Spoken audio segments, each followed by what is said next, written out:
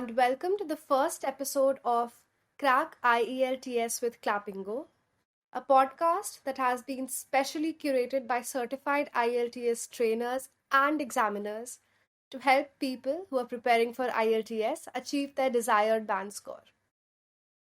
Today, we're joined by Chitra, who is a former IELTS examiner, and currently she's been practicing as an IELTS trainer. Hi, Chitra. Hi, Shambhavi. How are you today? I'm very good. Thank you. How are you? I'm also very good. Thank you for asking. That's great. Yeah. So, could you start with a brief introduction of yourself, and then we can go on and introduce the very interesting topic that we have curated for today? Sure. So, Shambhavi, my name is Chitra, as you already introduced me, and I'm a former IELTS examiner. I was an IELTS examiner for about 6 years Mm-hmm. until I joined the British Council as a full time trainer. So, an examiner cannot train candidates at the same time. So, that's when I started focusing more on the training aspect, both Mm-hmm. for general English as well as for IELTS. And right now, I'm continuing that, but more on the, in the online mode. So, I'm an online IELTS and English trainer. And yeah, IELTS has been a very important part of my journey, my teaching Mm-hmm. training journey. Yeah. Right. So, how was your experience as an examiner?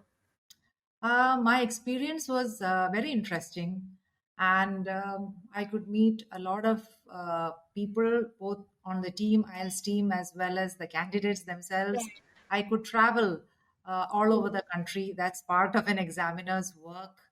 That's It's a very interesting. nice, yeah. It's really a very nice profession, but it's a demanding, as you can Mhm. imagine, it's a demanding job as well. Yeah. Right. Absolutely. So, during your time as an examiner, you must have come across a range of students. Right. So, how was that experience having a conversation with people who are on different levels of English in the same day? How was that? Well, I would say again, I would say that was a very, something that made every day different, you can say, Hmm.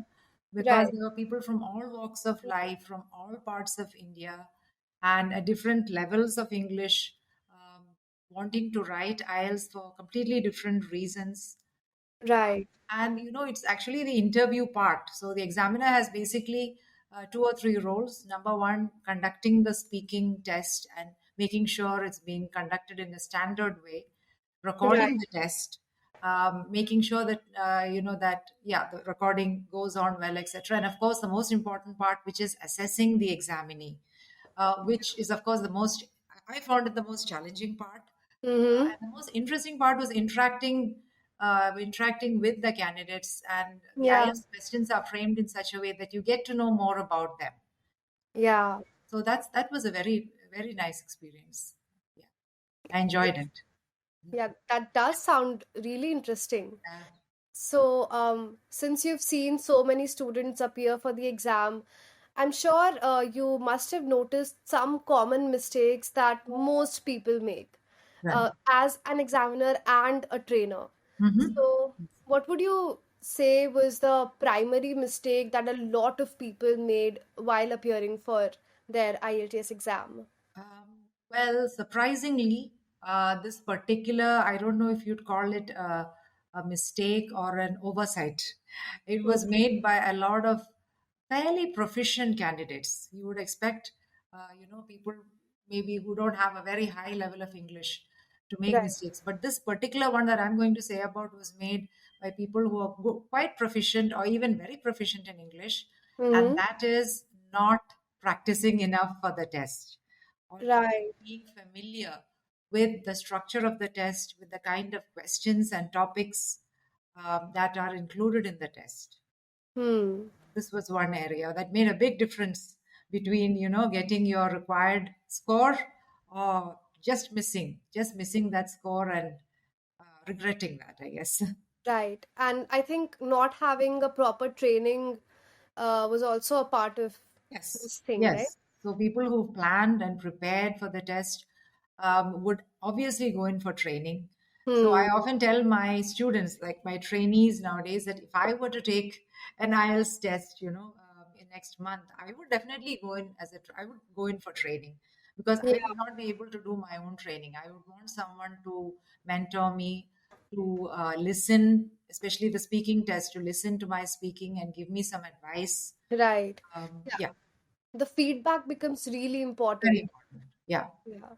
Because not everyone is capable enough to self-assess themselves. So they, like, even I personally agree with this point right. totally. But would you say was that like a very visible difference? Like, could you just tell from the way people spoke if they've had training or not? Yes, yes, right from the beginning. So a trained candidate would know what to expect in each Right. part. Now, again, something I tell my trainees is that the IELTS examiner has a lot on their plate. Hmm. They are multitasking, right? It's quite challenging, especially for beginners. So Right. conducting the interview, as I said, managing the time, because even if it's a few seconds over the required time, or a few seconds below that, it becomes a non-standard test. Hmm. And of course, without actually looking at um, the criteria, the assessment criteria, you have to assess the candidate on the spot, because very rarely do you get time to actually listen to the recording and decide on the score. You get very less time for that. So all Right. these things are going on. So if you know the exam, if you know what's going to happen, and you can actually, do it in a better way and support the examiner, uh, Right. that's half your job done. That's half your job done. And chances are you will get your score. Yeah, yeah, absolutely. Totally agree with you on that one. So I have also been practicing as an IELTS trainer for some time now, and there's this other thing that I see a lot of people, there's this one mistake that I see a lot of people make these Mhm. days, Mhm. which is because lexical resource is like one of the assessment criterias, Right? they tend to use a lot of big fancy heavy words even though they're not very sure of the meaning. So Right. is it something that only happens in the mock tests, or have you also experienced this while people were appearing for their test? No, it happens very often, especially again with candidates who have not been trained or who don't know. I mean, you have the assessment criteria on the internet, but you should be able to understand it in the proper way, right? Hmm. So the assessment criteria says, and this is a public document, so I can quote it on this recording. It's a lexical resource. It says use less common to get a higher score. Use less common vocabulary. Right. So this is a very vague phrase, right? And Hmm. it can be interpreted or rather misinterpreted. Hmm. So some candidates think that it means using very long, complex, as you said, fancy words, Yeah. which we hardly use in real life. Hmm. And so they sound unnatural. It might be inappropriate usage. Yeah. They might mispronounce the word. A lot Yeah. of mistakes, a lot of things can go wrong. Hmm. So, is there a case where you've also seen people use it in an opposite sense, maybe the word? Like they're Mhm. faltering, confusing with the word, and they're just using it completely in a different Yeah, context. very often, very often. So Hmm. unless you're absolutely sure about how, it's not only knowing the meaning of the word. Hmm. More important, I'd say, is the appropriacy. Right. So if you're using a very good word or a very good phrase, but in an inappropriate context, Hmm. that would only lower your score, because it's quite clear that you're not familiar with the word, and that you are sort of, artificially inserting it into your speech Right. to get Right. a higher score.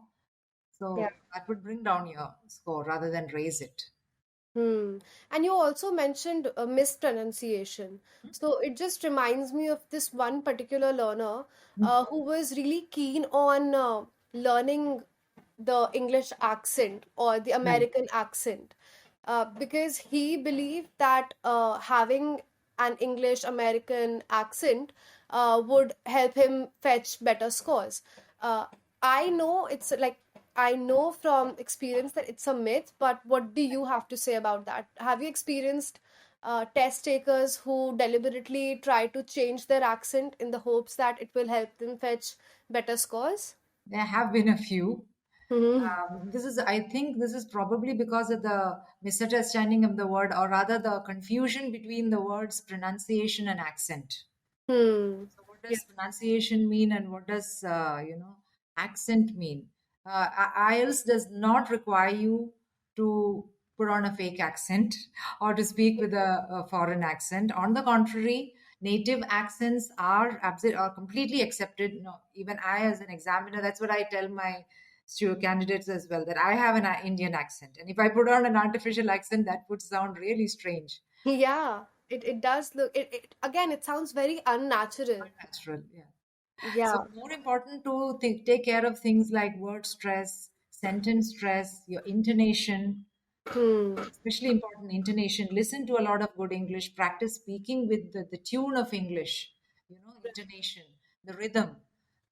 So these are the things that are required to get a good score, not Right. putting on a fake accent. Absolutely. But like for grammar, vocabulary, we have a lot of resources that can help us through it. Yeah. Like we have grammar books, we have specially curated vocabulary lists that I've come across for IELTS. How would you suggest people work on their pronunciation? Because it's not something that you can read about and No. be very proficient with. So one way, of course, would be to join for training and help Hmm. and let your trainer help you to improve. Just to again give you feedback and help you improve your pronunciation. A Right. second thing they can do is to watch videos on. I mean, there are very good standard channels on YouTube Mm-hmm. where you can watch videos and you can practice. And if you can bring up the transcript, while you're listening and speak Yeah. along with the video, it's Hmm. called shadow speaking. So if you speak along with the video, that will help you to, in course of time, of course, it needs practice to acquire that rhythm and that pace of speech. Mm-hmm. Try not to speak too fast, or I mean, if you speak a little slowly, that's still all right. But a lot of Indian candidates speak very fast. Yeah. I think that is fluency. Yeah, So exactly, exactly. There are so many people that I've come across who think if they speak at a faster pace, the examiner would think that they are more fluent and used to and comfortable with the language. But right, it's not so, right? not at all. And sometimes it can actually hinder comprehension. Right. The listener, in this case, the examiner, may not understand what you're saying. Hmm. And that again will, it might affect your score. So practice speaking a bit on the slower side if you're not sure. And listen to good English, standard English, and practice speaking. Even if you're doing something else, you can have you can have a good video playing in the background so that you get attuned to the Hmm. rhythm, the intonation of the language. But basically, you need to repeat. Pronunciation is a very, very physical process. So, Right. listening alone is not enough. You need to practice speaking like that. It takes a bit of effort from Hmm. the candidate side, from the student side. Right. Yeah. Now, there are some exceptional circumstances wherein most candidates don't understand, let's say, a meaning of the word that the examiners just said, or maybe a question on the cue card. So, what would you suggest? How should they handle that situation? It's a tricky situation, Yeah. and it might happen, especially in part three, which Hmm. has more complex questions, longer questions, etc. Right. So the examiner, there are certain rules and regulations that they have to follow. Hmm. Examiner cannot explain the meaning of a word. Right. And if they are forced to do so, Hmm. it might actually, again, it might affect the score of the candidate, right? Because it shows that your understanding of words Yeah. is lesser. So what you can do in this kind of a situation is you can ask the examiner to repeat the question. Hmm. That is absolutely acceptable. And the examiner will repeat the question for you at a lower pace, I mean, in a slower way, Hmm. to help you understand. You can take some thinking time. You Yeah. can think about how the word occurs in that question, and from the context, you can Yeah. try to guess the meaning of the word. So you don't really need to know the meaning of every single word in the question, right? Right. Generally, from the topic itself and from the way it's used, you can guess the meaning. It's Mm. called inference, making Right. a calculated guess, making an informed deduction. Right. This was one of the most useful tips that I had come across when I was preparing for my exam because it makes things very easy Right. when you start putting words in the context Yes. and in the context which it was asked and everything, Yes. the inference part of it really does make a difference. Yes. And it's a valuable skill. It's a Right. valuable skill in language. Whichever language you're talking about, Mm-hmm. we don't know all the words in our own language, right? Yeah. We sometimes we infer, we guess the meanings of words from the general situation and context. So it's a very Right. valuable language skill. Right. Right. Of course. Any other very visible, evident mistakes that you've seen candidates make? Yes, again, in this is for higher level candidates or fairly fluent candidates or very fluent candidates even, especially in part one. Mm-hmm. I see them giving very short answers. Yeah. Especially when the questions themselves are very simple. So speaking part one has extremely simple questions like what's your favorite color, what's your food, Hmm. it's about your school days, and candidates think a simple question deserves a simple answer. Right. Do you like this color? Do you like? So they might just answer in a monosyllable, yes or no. Yes Some or of them no. do start with the yes no questions, and otherwise they might just answer in a single sentence. Right. So remember that your IELTS score is based on all the three parts of the test, and you are required to give extended answers based on your level, based on your ability and your level of English in all the three parts. Hmm. So give longer answers, extended answers in part one as well. Even if it's Hmm. a simple question, you can give a language according to your experience and your language level. It's still it's a chance for you to display your language level, right? The range of language you have. Right. That's the whole point of the test. Right. We want to know how much do you know about the language, about the Yes. vocabulary and everything. Yeah. Yes. It's a language focus. It's a language test, right? Hmm. It's not a content-based test. Right. That's Right. something to keep in mind. Yeah. And since you mentioned part one, when conducting mock tests, I've also found that a lot of candidates try and memorize their answers. Ah. And to me, it's very visible. It's very evident. This is not something that they're being spontaneous with. It's Yes, something that they've prepared, memorized. So has that happened with you?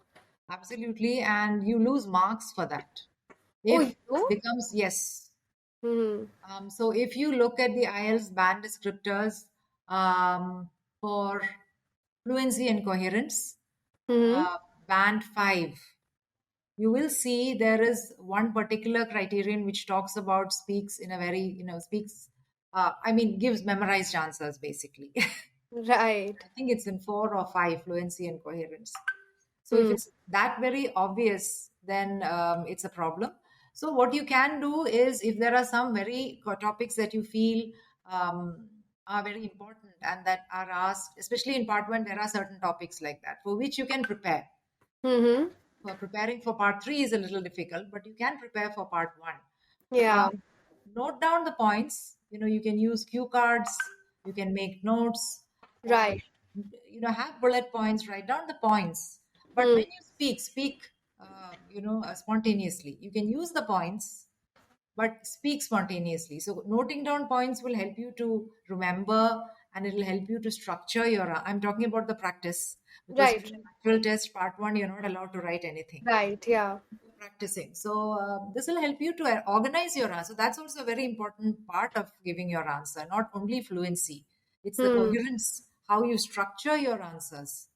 That is Absolutely. very Yes. important. So doing this kind of practice will really help you, and it'll prevent you from memorizing answers. Right.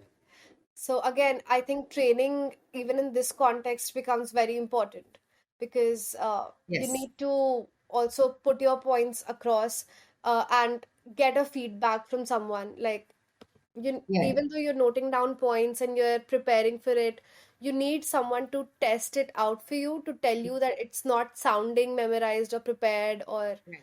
yeah.